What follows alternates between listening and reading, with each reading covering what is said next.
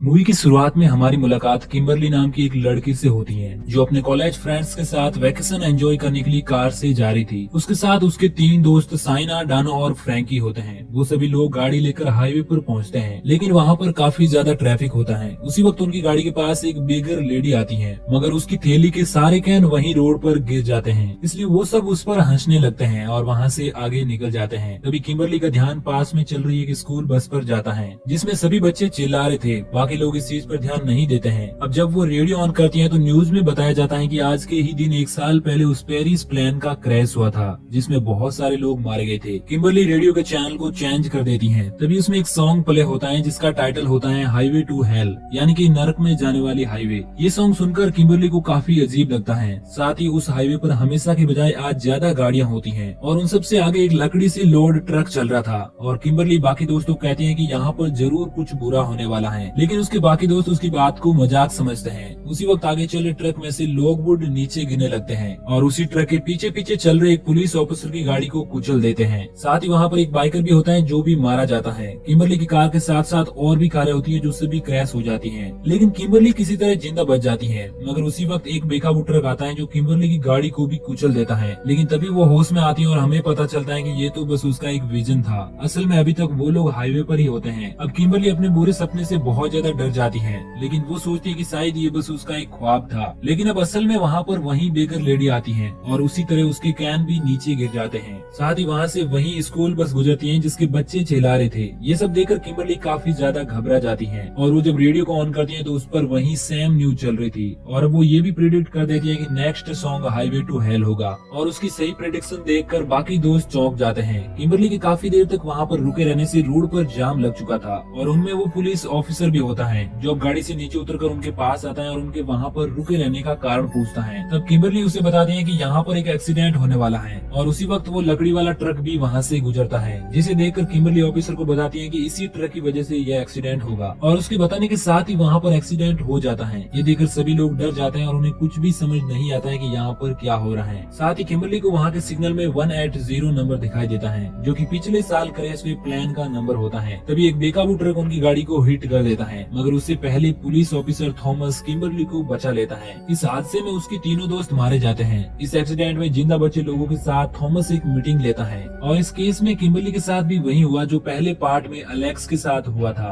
Alex को भी plane crash के बारे में पहले पता चल चुका था, लेकिन अब हमें यहाँ पर पता चलता है कि अलेक्स भी अब मर चुका है और उन सभी सर्वाइवर्स में से केवल क्लेयर ही जिंदा होती है और वो खुद को बचाने के लिए पूरी कोशिश कर रही है। अब पूछताछ के बाद सभी सर्वाइवर अपने घर चले जाते हैं, जिनमें से एक इवान नाम का लड़का होता है और उसे 2.5 करोड़ की लॉटरी लगी थी, इसलिए वो बहुत सारी शॉपिंग करके अपने घर आता है और अपने लिए कुछ नए नूडल्स बनाने लगता है। लेकिन उसी वक्त बर्तन में एक मैग्नेट गिर जाती है। इवान इस चीज पर ध्यान नहीं देता है और वो उसे माइक्रोवेव में रख देता है। इवान अपने लिए गोल्ड वॉच और रिंग भी लाया था। जब वो रिंग को देख रहा होता है तभी माइक्रोवेव में शॉर्ट होता है, जिससे उसकी रिंग सिंक में गिर जाती है। वो उसे बाहर निकालने के लिए सिंक में अपना हाथ डालता है, लेकिन घड़ी की वजह से उसका हाथ अब सिंक में फंस जाता है। उसी वक्त माइक्रोवेव और स्टोव पर रखे बर्तन में आग लग जाती है, इसलिए वो उसे बुझाने के लिए अपने हाथ से कपड़ा उसकी ओर फेंकता है, लेकिन उसकी वजह से अब आग पूरे घर में फैल जाती है। काफी कोशिश के बाद इवान अपना हाथ सिंक से बाहर निकाल लेता है, लेकिन तब तक पूरे घर की विंडो और डोर बंद हो जाते हैं, मगर वो विंडो को तोड़कर घर के बाहर आ जाता है। उसी वक्त घर में एक जोरदार ब्लास्ट होता है। इवान वहाँ पर लगी सीढ़ी से नीचे उतरने की कोशिश करता है, मगर वो सीढ़ी भी ब्लॉक होती है, लेकिन इवान किसी तरह से नीचे उतरने में कामयाब हो जाता है और जब वहाँ से जाने लगता है तो उसका पैर वहाँ पर पड़ी नूडल पर पड़ता है, जिससे फिसलकर वो नीचे गिर जाता है। उसी वक्त उस सीढ़ी का ब्लॉक खुल जाता है और उससे इवान मारा जाता है। दूसरी ओर हम ऑफिसर थॉमस को देखते हैं जो उस प्लेन क्रैश की केस स्टडी कर रहा था।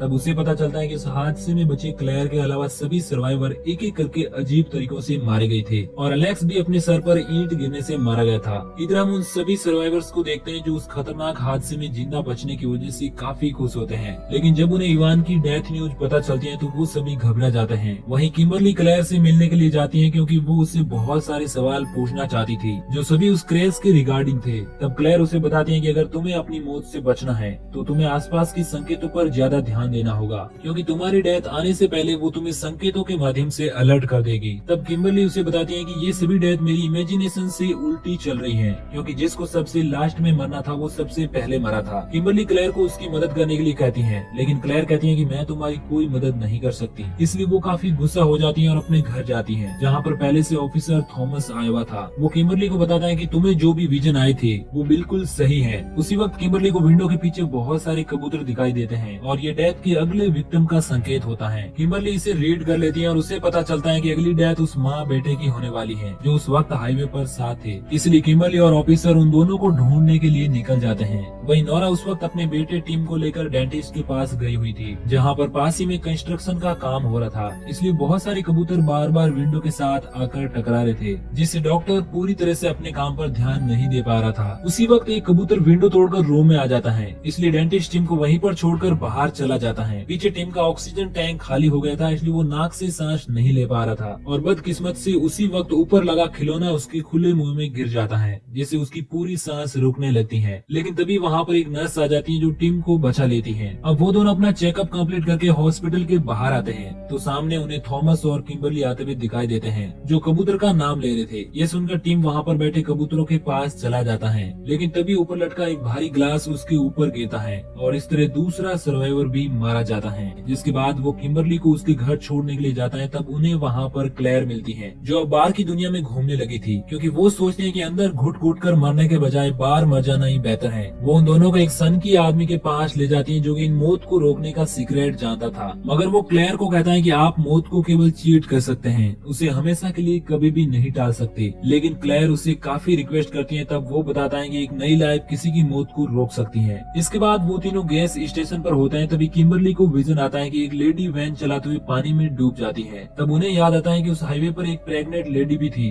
और वो ही वैन को चला रही थी। और अब उन्हें समझ आ जाता है कि उस आदमी ने न्यू लाइफ के बारे में क्यों कहा। इसलिए वो तीनों डिसाइड करते हैं कि वो लोग किसी तरह इजेबल के बच्चे को बचाएंगे। इसके लिए ऑफिसर थॉमस सभी पुलिस वालों को उसे ढूंढने के लिए लगा देता है। नेक्स्ट डे थॉमस बाकी सर्वाइवर को अपने घर पर बुलाता है। तब हम देखते हैं कि वहाँ पर लगी लिफ्ट ठीक से काम नहीं कर रही थी। मीटिंग में क्लेयर सभी को बताती है कि डेथ का नेक्स्ट विक्टिम टीम की मॉम नोरा है, इसलिए उसे जिंदा रहने के लिए आसपास के संकेतों पर ध्यान देना होगा। मगर नोरा अपने बेटे की मौत से बहुत दुखी थी, इसलिए वो उसकी बात को ना मानते हुए वहाँ से चली जाती है, जिसके साथ एक और सर्वाइवर भी निकल जाता है। उसी वक्त थॉमस और बाकी सर्वाइवर को एक शैडो में आदमी नजर आता है, जिसके हाथ में बहुत सारे हुक होते हैं, जिसे देखकर वो सभी नोरा के डेथ के बारे में समझ जाते हैं। इधर नोरा और वो सर्वाइवर लिफ्ट में जाते हैं तो वहाँ पर हाथ में हुक लिए हुए एक आदमी होता है। ऑफिसर थॉमस नोरा को कॉल करके बताता है कि तुम्हें मारने के लिए एक हुक वाला आदमी आएगा। ये सुनकर वो काफी डर जाती है और उसका फोन नीचे गिर जाता है। जब वो उसे उठाने के लिए नीचे झुकी तो उसके बाल एक हुक में फंस जाते हैं, जिससे नोरा और भी ज्यादा डर जाती है और वहाँ से जाने लगती है। लेकिन तभी लिफ्ट के आधे डोर बंद हो जाते हैं। बाकी लोग उसे बाहर निकालने की काफी कोशिश करते हैं, लेकिन तब तक उसका सर कट जाता है। इसके बाद थॉमस को पता चलता है कि उसकी टीम ने प्रेग्नेंट लेडी को पकड़ लिया है, इसलिए वो सभी वहाँ पर जाने लगते हैं। तभी उनके सामने वो लिफ्ट वाला सर्वाइवर आ जाता है, जो अब खुद को शूट कर लेता है, लेकिन उसकी गन से गोली चलती ही नहीं है, जबकि पूरी गन लोडेड थी।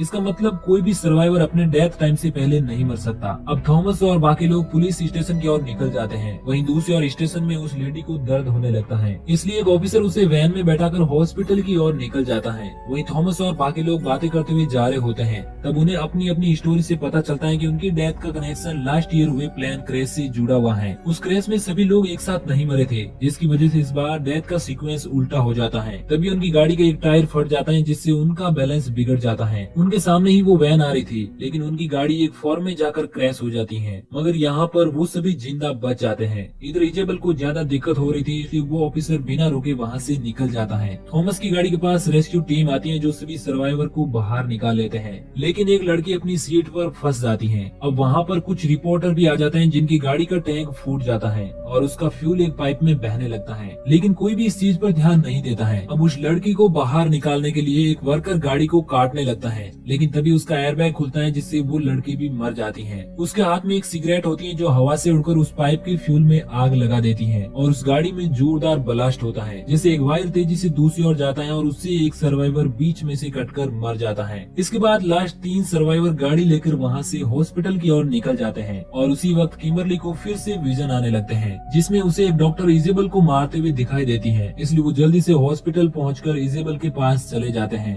वहीं पर एक और सर्वाइवर एडमिट होता है जो कि डेथ का नेक्स्ट विक्टिम होता है और अब उसके रूम में गैस रिलीज होने लगती है। इधर इजेबल सफलतापूर्वक अपने बच्चे को जन्म दे देती है और इस बात से वो तीनों बहुत ज्यादा खुश होते हैं क्योंकि एक न्यू लाइफ आने से उन लोगों की जान बच जाएगी। उसी वक्त किम्बरली को फिर से विजन आता है जिसमें उसे पता चलता है कि असल में इजेबल मरने ही वाली नहीं थी। इसका मतलब अभी तक उनकी डेथ स्किप नहीं हुई है। इसलिए क्लेयर उस एडमिट सर्वाइवर को देखने के लिए जाती है और जैसे ही रूम में एंटर करती है तो बहुत तेज धमाका होता है जिसमें क्लेयर और वो सर्वाइवर दोनों मारे जाते हैं। इस बात से किम्बरली समझ जाती है कि उसे बार बार विजन में जो मरते हुए दिख रही थी वो कोई और नहीं बल्कि वो खुद ही थी। इसलिए वो उसी वैन को लेकर तालाब में छलांग लगा लेती है। थॉमस उसे बचाने की कोशिश करता है लेकिन तब तक उसकी सांसें रुक जाती हैं। मगर अगले ही पल हम देखते हैं कि किम्बरली हॉस्पिटल में एडमिट है और उसके पास थॉमस और वो नर्स होती है जिसको उसने विजन में देखा था। किम्बरली अभी तक जिंदा होती है और अब उसे होश आ जाता है जिससे वो दोनों काफी खुश होते हैं क्योंकि यहाँ पर न्यू लाइफ का मतलब किसी की जान बचाने से था, न कि किसी के जन्म से।